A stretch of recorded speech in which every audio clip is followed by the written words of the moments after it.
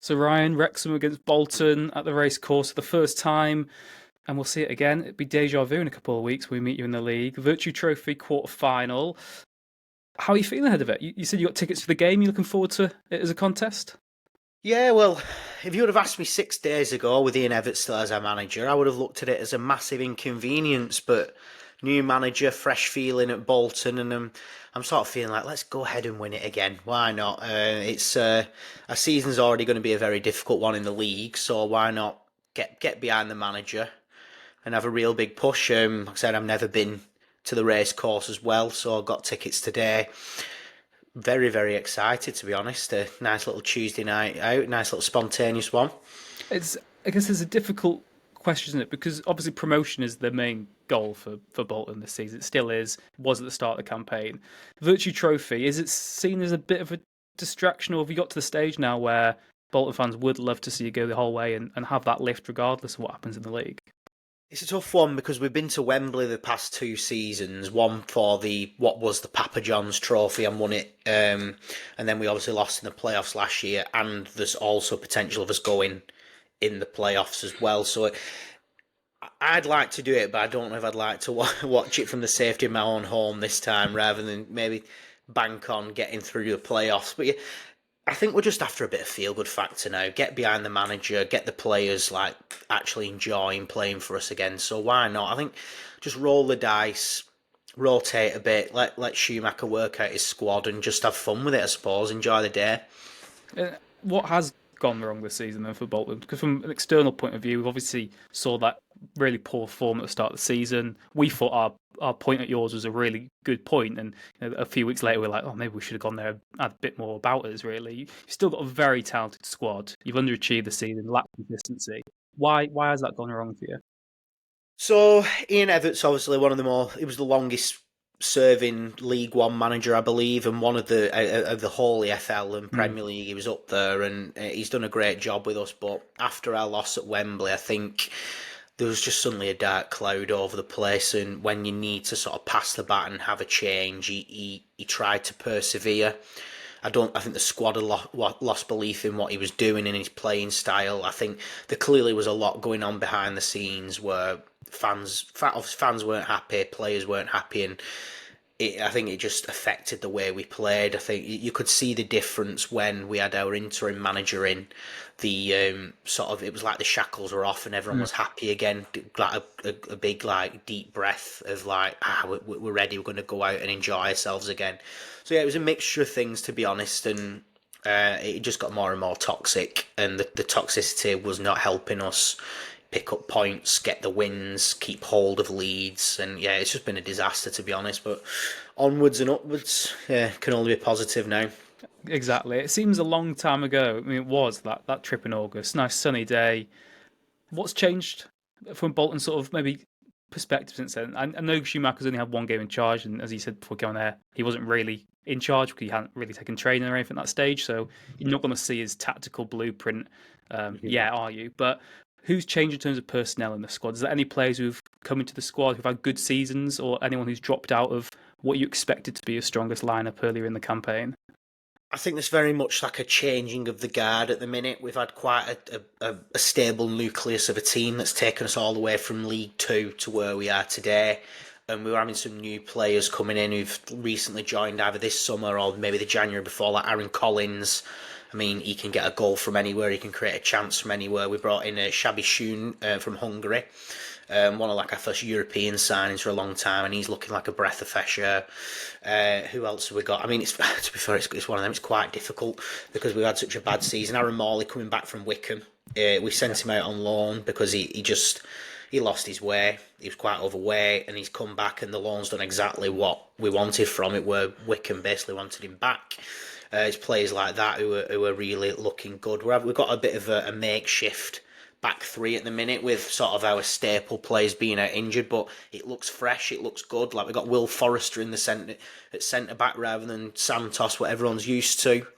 But yeah, not wholesale changes, to be honest. But I think it's more the morale and attitude that's much more noticeable now. So I think we're quite unpredictable. I don't think anyone knows what they're going to get, even the fans. So I think that it's very difficult to judge what things are going to be like on Tuesday. And of course, we also had in the summer the sort of debate with John McAtee joining Wrexham or Bolton. How has he got along? Because even now, some Wrexham fans would say we never really got that player in all season. We've not really got that backup attacking midfield player. Is he one that maybe we will say we've missed, or have things not gone according to plan? It's going to sound really harsh, but he's been poor. He has been Mm. poor. Has it helped that the whole team hasn't been good? No, but we're really struggling to see what position he plays, what he actually brings to a team. His technical ability looks lackluster, and it looks almost like a bit of a panic buy, to be honest. If you would have asked us, would you rather have him or Yon Daddy Bodvarsson back? I think we'd say Yon Daddy, to be honest. Obviously, you got a few glimpses of him, didn't you, in your shirt, and he's doing really well at Yeah. Burton now. But yeah, he's not looked great, McAtee. He's scored a few goals, but he's been out of favour with the interim manager taking over, and I don't think he came on for Schumacher's game either. So he's down the pecking order at the minute. Probably a bit short of confidence, but there could be a player there. There could be, but not great so far.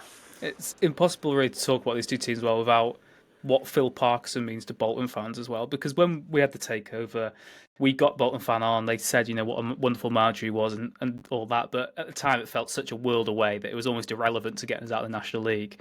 But ahead of you come to North Wales to see his side in their home, what was Parky's time at Bolton like, and how well revered is he amongst the fans still?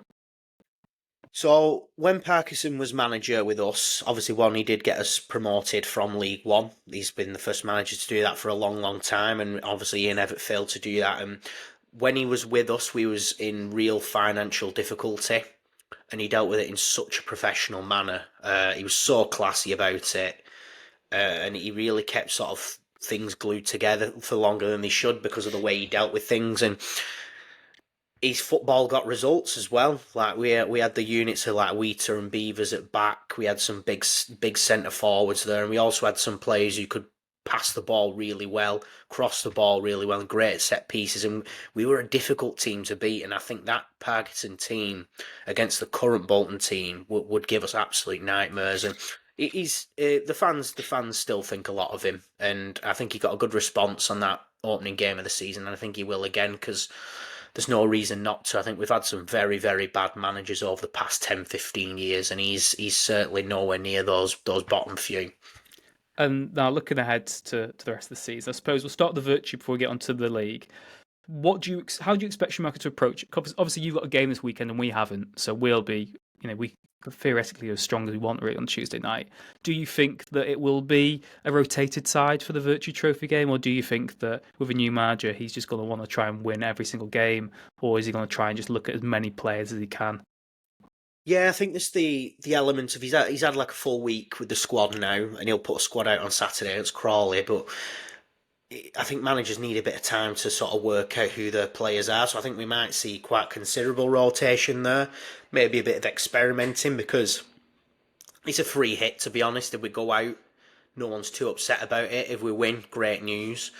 So we might see a completely different side to the one who plays on Saturday. I think formation wise, he's not too different to how Evatt's set up. So he's almost got a lot of it in place already. And he actually said in one of his recent interviews that the style of play isn't too different. Sent sort of a shiver down my spine when he said that. But it's like, no. But yeah, I think we might see him play around a bit. Maybe some fringe plays having a go, which could be good for Wrexham. And in terms of the league, then, within touch and distance of the playoff places, obviously not what the initial start of the season goal was, but if you were to go for the playoffs, you wouldn't be complaining whatsoever.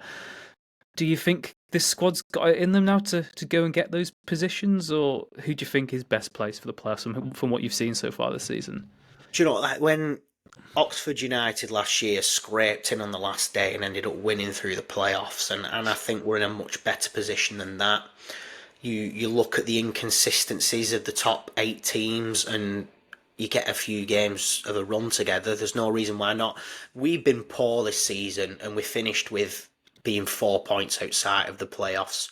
We get a run together. There's no reason why we can't get in those 5th, 6th place. And like the players that we've got on paper, most managers say, I'd love to have that team. But we can't complain. I think it was just the way they were playing was the issue. And so we can be dangerous. We've seen we can be dangerous. We're not too different from the team who got third last year and got to the playoff final.